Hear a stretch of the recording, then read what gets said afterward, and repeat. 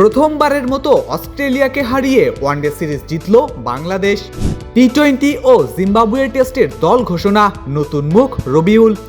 ঐতিহাসিক সিরিজ জিতিয়েই হাসপাতালে মিরাজ, থাকবেন 24 ঘন্টা পর্যবেক্ষণে। আফগানিস্তান এ দলের কাছে হারল ভারত এ দল। আফ্রিকায় ফিরছে বিশ্বকাপ 2027 আসর শুরু 4 অক্টোবর। সারাদিনে ঘটে যাওয়া ক্রিকেটের দেশি বিদেশি খবরগুলো এক নজরে দেখে নেওয়া যাক।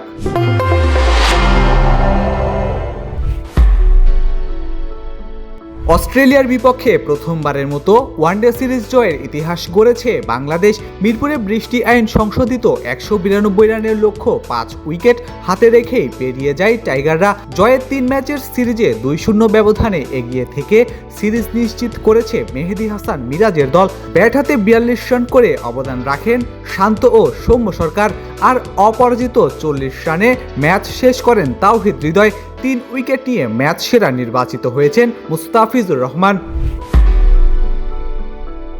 অস্ট্রেলিয়ার বিপক্ষে টি-20 সিরিজ এবং জিম্বাবুয়ের বিপক্ষে একমাত্র টেস্টের জন্য দল ঘোষণা করেছে বিসিবি।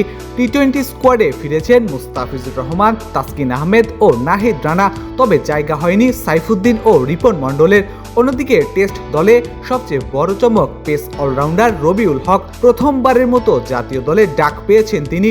এছাড়া সুযোগ পেয়েছেন তাওহিদ হৃদয়, ফিরেছেন খালেদ আহমেদ ও হাসান মাহমুদ। অস্ট্রেলিয়ার বিপক্ষে ঐতিহাসিক ওয়ানডে সিরিজ জয়ের আনন্দের মাঝে দুশ্চিন্তায় বাংলাদেশ শিবির।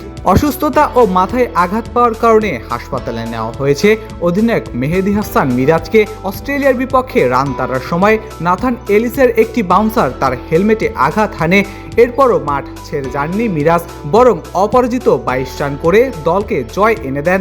তবে ঝুঁকি এড়াতে ম্যাচ শেষে তাকে রাজধানীর এভারকেয়ার হাসপাতালে ভর্তি করা হয়েছে।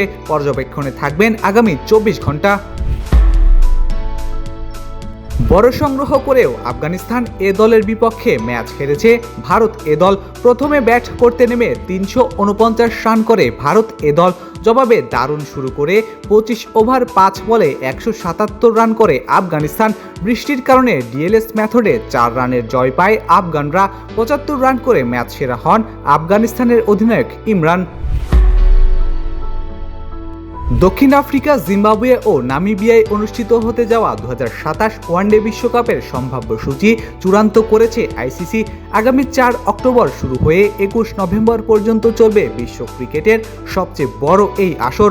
14 দল নিয়ে আয়োজিত হবে টুর্নামেন্টটি, যেখানে 2 গ্রুপে ভাগ হয়ে খেলবে অংশগ্রহণকারী দলগুলো। 2003 সালের পর প্রথমবারের মতো আবারও আফ্রিকার মাটিতে বসতে যাচ্ছে ওয়ানডে বিশ্বকাপ। ফেসবুক, টুইটার, ইউটিউব সহ সামাজিক যোগাযোগ মাধ্যমে আমাদের ফলো করুন। ক্রিকেট দুনিয়ার সকল খবর সবার আগে পেতে ভিজিট করুন www.dailycricket.com.bd।